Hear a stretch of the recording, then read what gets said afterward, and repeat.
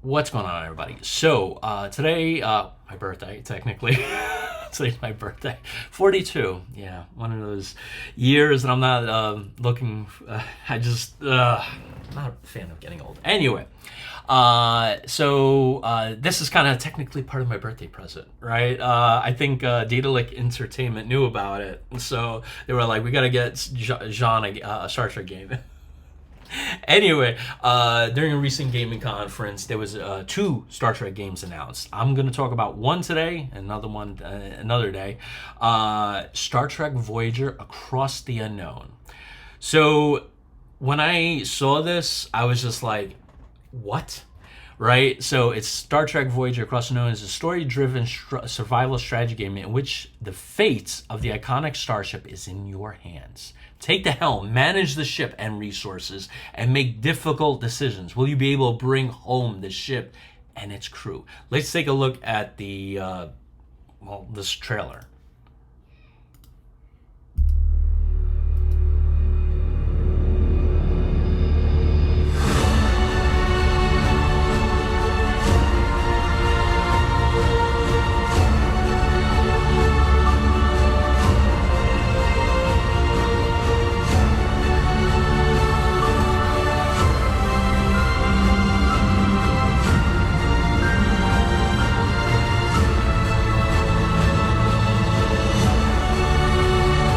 Oh, nice.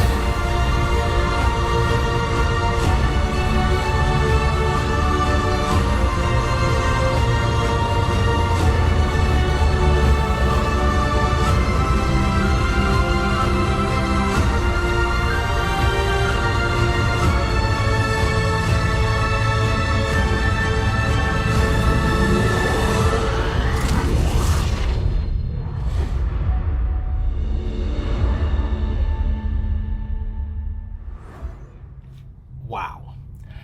So much to take from that. Okay. So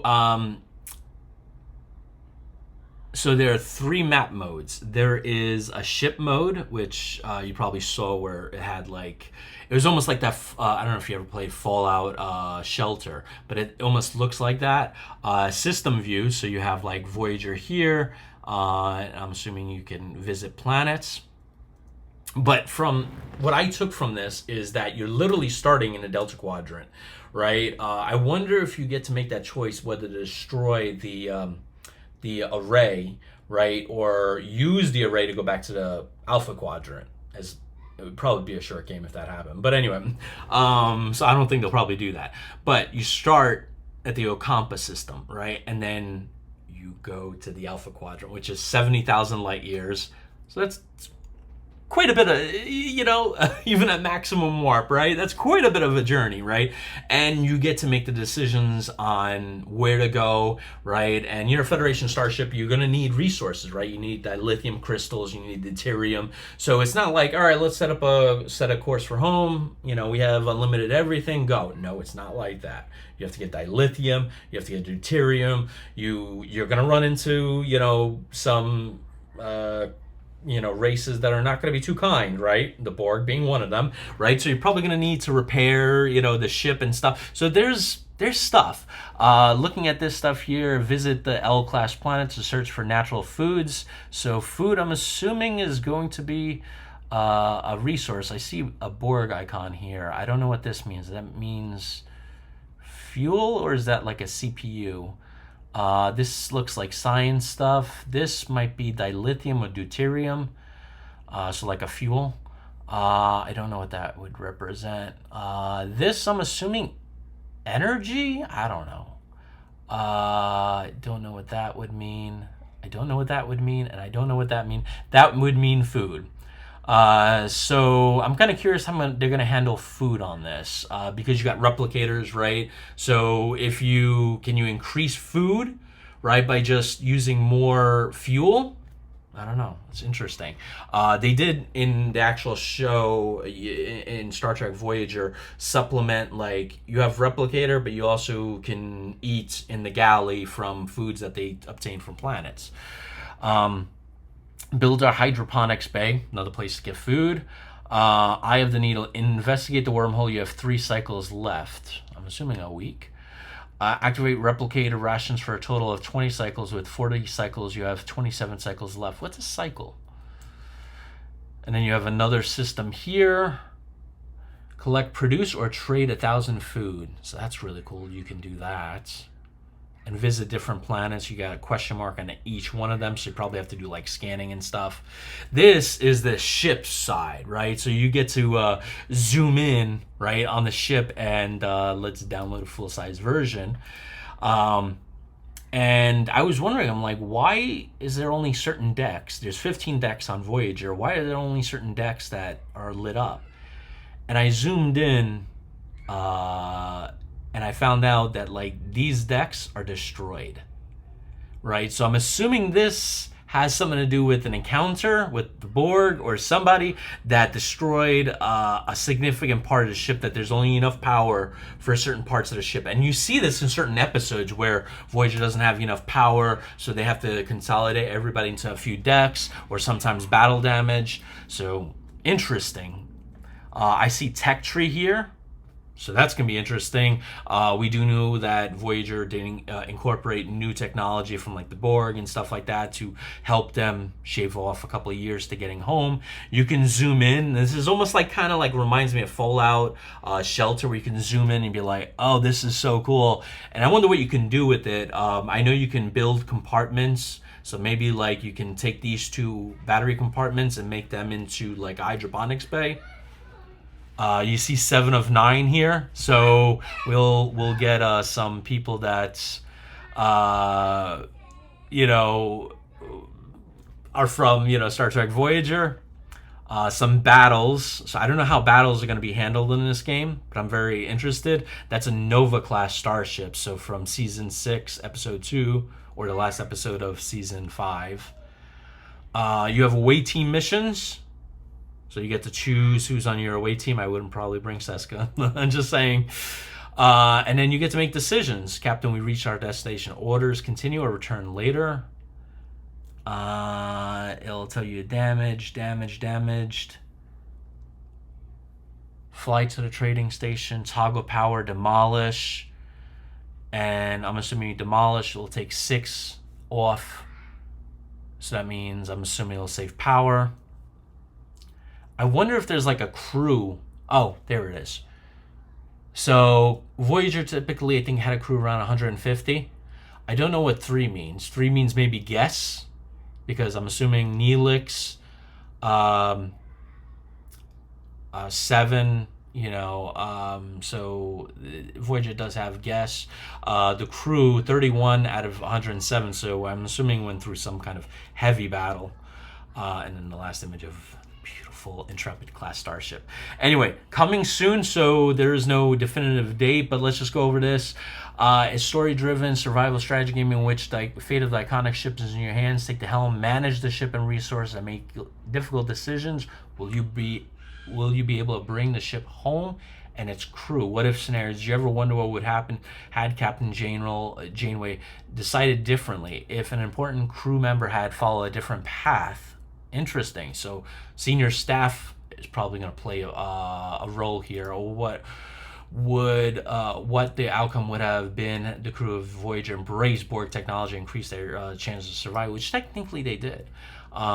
Wonder no more. Star Trek Voyager Across the Unknown allows players to take control and shape the journey of the USS Voyager as they want. Take the risky approach or play it safe. Be diplomatic or let phasers do the talking. Research technologies that were shunned by the crew, but be prepared to deal with the consequences of your actions. So there were technologies that Voyager did, there's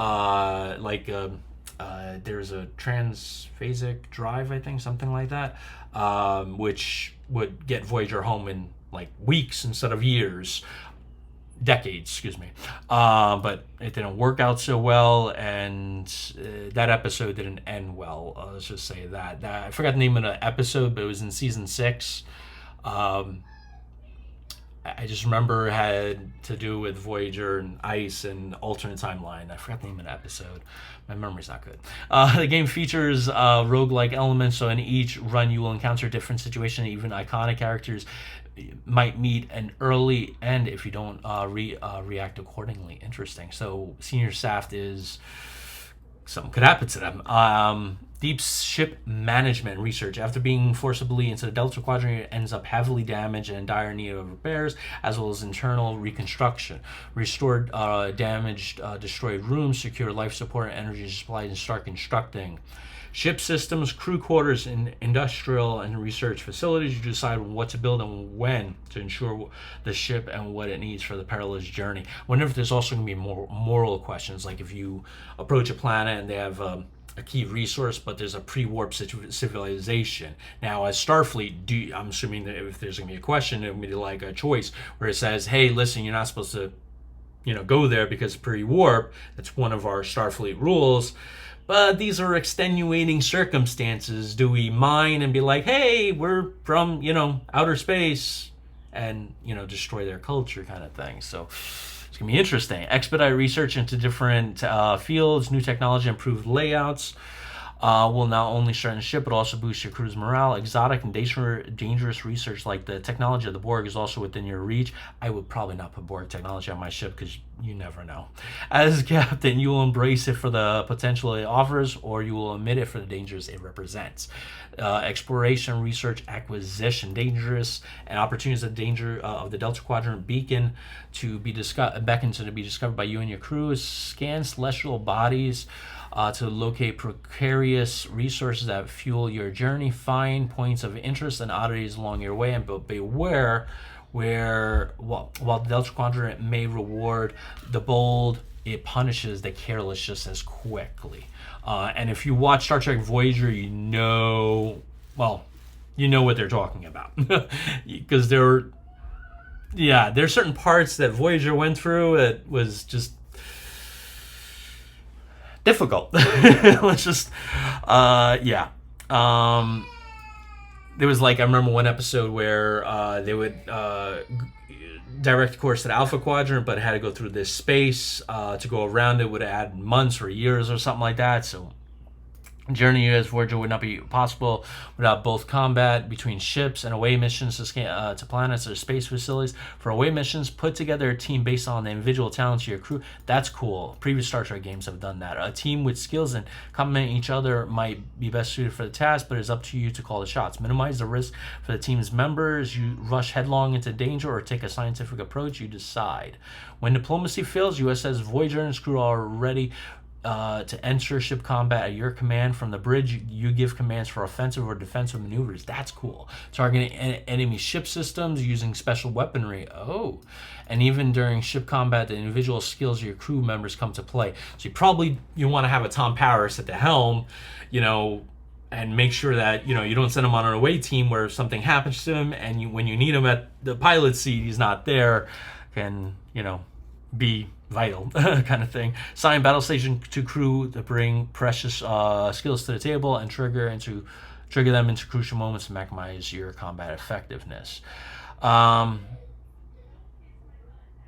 Is fascinating, a perilous place that awaits exploration, and everything's TBD. So I'm assuming this is going to be 2026 at the very least, at the very earliest.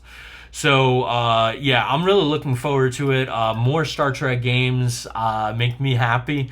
Skydance, which just recently bought CBS and Paramount, said they're making Star Trek a priority. Now, the priority, I hope, this being one of them, is, and I actually got the Instagram account for the head of Skydance, the CEO, and there were people that wishing him congratulations on your, acquisition, and I said, please, bring us Lower Decks back, Star Trek Lower Decks, and please revitalize this project, please.